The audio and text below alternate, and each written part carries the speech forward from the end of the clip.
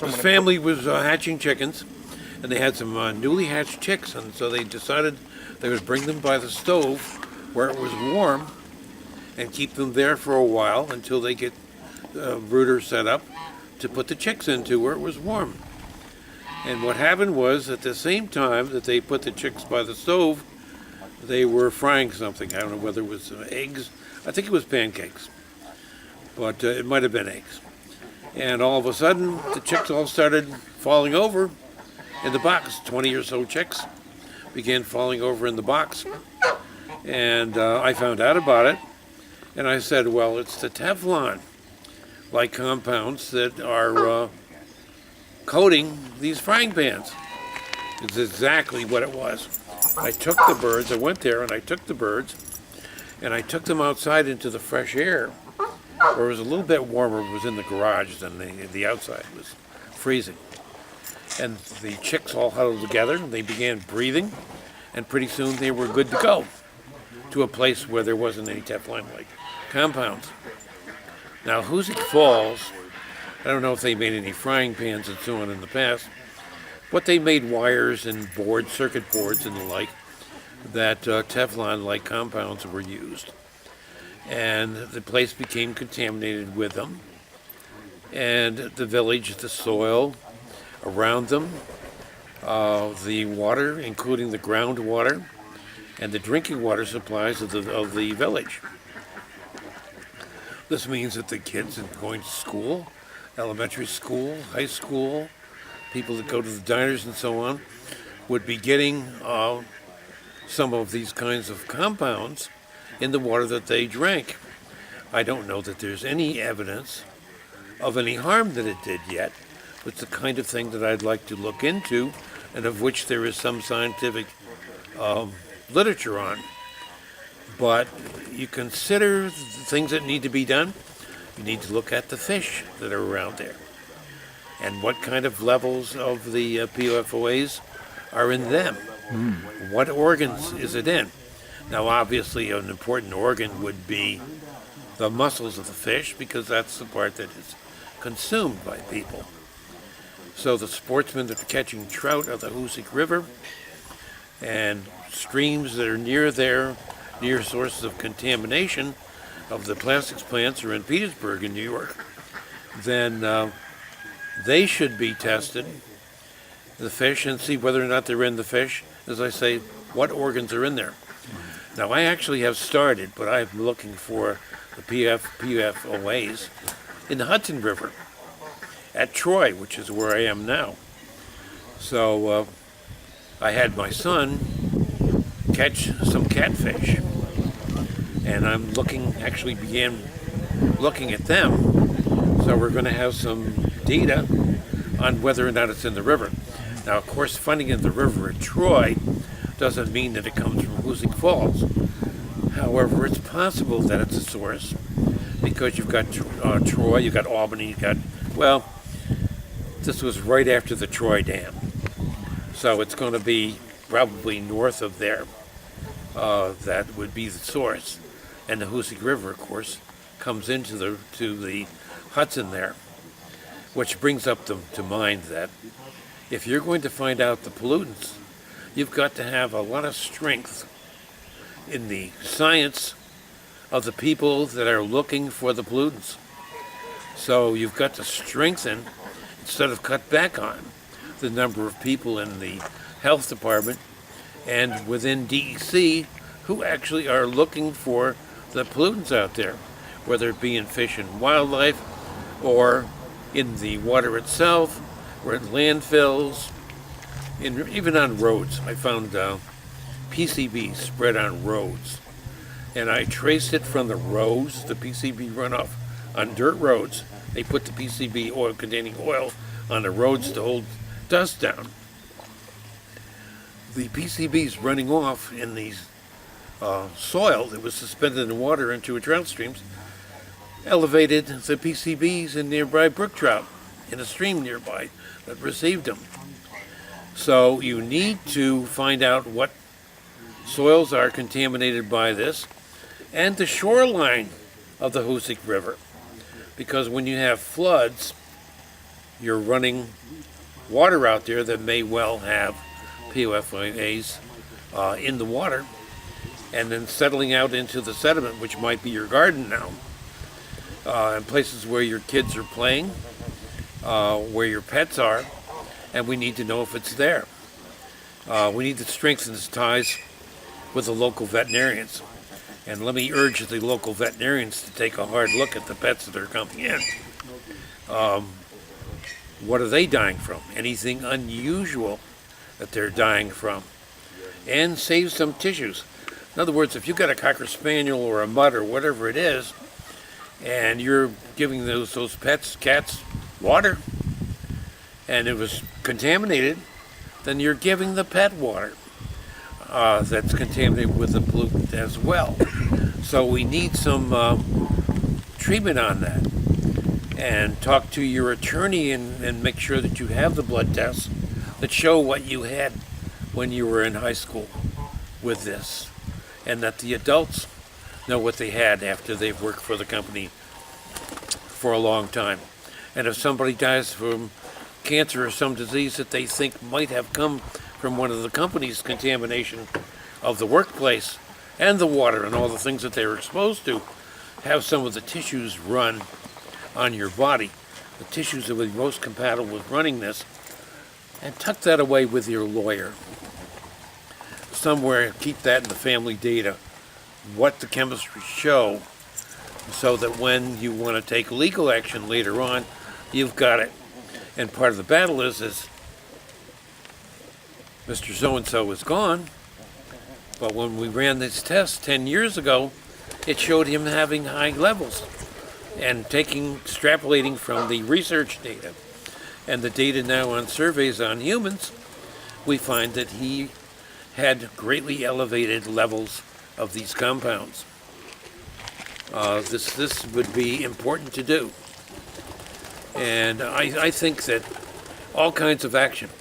Make sure that there's some science in this, not just being hired by somebody who's going to sue with some sort of a lawsuit that will get you a few $100 or a few $1,000s when you deserve to have lots of money coming in because it cost a life or made you sick to death so that you couldn't function, and gathered that kind of data that you need for that. So you need the best of scientific data for that. Now, I would follow the fish all the way down to the Hoosick River. Now, I did follow the fish in the Hoosick River, and the Hoosick River, of course, is not just there, but I think it's in Vermont, it's in Massachusetts, and it goes up to Sprague Electric in North Adams that put PCBs in the river, and that was a source of PCBs to the Hudson. We have to know what's coming in on all of the tributaries. And this brings up in mind that recently I saw the commissioners of health and DEC talking about bringing the Hudson River back. And I didn't see any of the people, and I was one of the people who looked at the PCBs in the first place in the river and talked about the need to do something. And we've gotten a start, but it took 40 years or so to get the PCBs down. Why? Because attorneys on the General Electric side and the state side worked together and kept the PCBs from being cleaned up. They made, and then it was piecemealed. So there still could be more PCBs needed to be cleaned up. But we have to treat all of the industries that could be putting pollutants into the river, all the way down to New York City and beyond. We have to know what's out there. This means more people doing chemistries, more people doing research to see what it means. And what a chemical does to one kind of animal doesn't mean it does the same thing to all animals. For example, with PCBs, mink are exceedingly sensitive. This must be a especially good sign. Did Pete let a monarch go? Did he have monarchs? That was a monarch butterfly. That was a monarch butterfly. It's the first monarch butterfly that I've seen this year. It's the first one I've And seen. I've been looking at them. He's acknowledging you because he knows you're trying to save his planet. Well, and especially if you look at my card that I gave you, you'll see there's a monarch butterfly on it. Right. Because it's one of the things that I'm most concerned about is the monarch butterfly and the bees. Now, my enemies who didn't want me to do this anymore talk about what we need to do and talk about the need to monitor the industries. They don't really want to hear about the monarch butterflies either. Because monarch butterflies, Monsanto Corporation, has been involved in bringing them down. And how they do that? Well, they always were a good chemical company. They could produce chemicals, and they produced a lot of PCBs. They also produced a lot of herbicides. And they got the corn, seed corn, and with our ability to do genetic engineering, we were able, I say we, not me, but genetic engineering was done that enabled them to produce seed corn which was immune to being treated with their herbicide. So you got a couple of million acres of the Midwest being treated with their herbicide that kills milkweed that used to be in those fields, which is the absolute necessary in those fields for the survival of the monarch butterfly that we just saw go through here. And I'm afraid that, like the passenger pigeon, the monarch butterfly might go extinct. They were estimated to be at 4 billion. Now, you can't vouch with me that what the population was, but it was one heck of a lot of butterflies. And not as many people studying butterflies, Lepidopterus, as there should be. But now the population is very small in this area compared to what it would be. We need the people who are going to do that kind of research. Now, we got off on the sidetrack talking about Hoosick Falls and the need for identifying all the pollutants, where they are at the site, including in people, including in autopsy material or old blood samples, so that they can be used in court at some later date.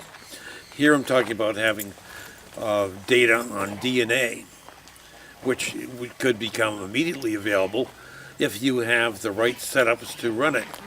Now, obviously, it's going to cost some money to set up such a place, a laboratory, where the birds can be raised. Just go with the idea that we're going to have the data to regulate the chemicals that are out there from the existing bureaucracy. We're not going to see that.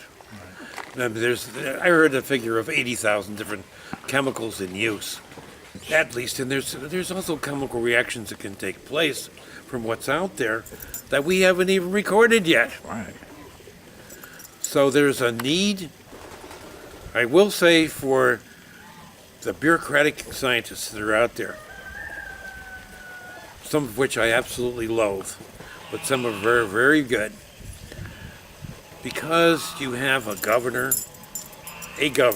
I'm not saying any particular governor right now, but the position, they can be influenced by industry, by contributions to them, to the party, to the president, number of jobs that they employ. They can have influence what is done with the chemical. This, in turn, influences who can be picked as commissioner of the Department of Natural Resources or Conservation, which determines what kind of policies they have within there. Now, it's not very likely that you're going to have a governor say, go check out those industries. Increase the identification of the chemicals, because you're going to find chemicals that are a heck of a threat. And you're going to have something done about it that's going to cost the industry money to do something about it. Now, we not only have to do it in America, but we have to do it globally. The Chinese, the Peruvians, the Swiss, the French, the Russians. Everybody has got to do, the Indonesians, they've got to do the looking at these chemicals and what they do to fish, wildlife, agriculture, chemicals, the sun, what kind of ecological effects they have on a global basis. Now, if they do what I'm saying, there's going to be a lot of jobs available for people who major in biology and chemistry and toxicology. It'll be one of the big hiring areas of the future. And it should be. We should be finding out what these chemicals do, because ultimately it's not to put any place out of business unless it's something like lead in your pipes and in the solder of your school and family's drinking water.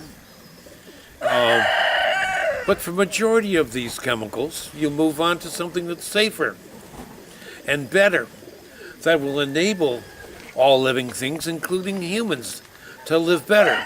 And I think we live better when we have animals and plants around that make it a pretty world. What was the beauty of the monarch flying by? It was that it's a flying flower, only more complex than a flower. It's the beauty of the fall. I expect one thing to see the monarch flying. Species. We've known about lead since Roman times. How bad lead is since Roman times. They knew that miners and slaves that they had at the time who worked in lead mines died. They were poisoned. I don't think they knew about lead, the element, but they used lead for a lot of things back in those days for making weights and the like. And yet, here we are still finding that we're soldering and making decisions to mobilize the lead in the joints of pipes and then poison the people who drink the water from those pipes. And those aren't the people who can afford to buy bottled water. Those are the poor people or people who don't have much parental direction, drinking what's available to them, or a dog or a cat. And I saw a poster, I think yesterday, which was about smoke and air kills. And it didn't say anything about dogs, it just had the picture of a puppy on that poster. And when you are smoking, your pets that are inhaling the air that you are polluting with all these pollutants has got to breathe the same air you do, so it can wind up killing them. So let me challenge the vets in the area of PFOAs to watch for mortalities that they think might be unique or happen more commonly in the pets of people who have PFOA problems there. And for the doctors, of course, to do the same thing on the people and to gather the data and have the data available, and very, very good chemistry. Chemistry that is good enough to pass the diagnostic requirements of the health department, the New York State Health Department in this case, or the Vermont Health Department in the case of PFOAs, or some very scholarly PFOA type chemistries that can be counted on as a suitable technique for identifying it. I think this world is becoming better, kids. And that means saving butterflies and moths and birds and making it a more pleasant place to live. I used to hate Khrushchev, the leader of the Soviet Union. And we felt he was going to take us to war, us against the Russians, over Cuban missiles and so on, missiles being in there. And I was willing to go to war, but I had my doubts. One thing I thought about Khrushchev in the end was, he backed down. He backed down. We had Kennedy, who was smart enough to back down, and Khrushchev, who was smart enough to back down. What do we have when we have somebody who is not smart enough to back down? Would Mr. Trump, for example, be smart enough to back down? in the first place. We should be putting our efforts in our towards saving a lot of species. And the parrots and birds in South America, what we're doing with the rainforest, I mean, it's just unbelievably bad. We should be saving the species and learning to get along a lot better on this earth. Well, thank you. I haven't said things like that in a while. Good. Very good. Very good. All right. Thank you.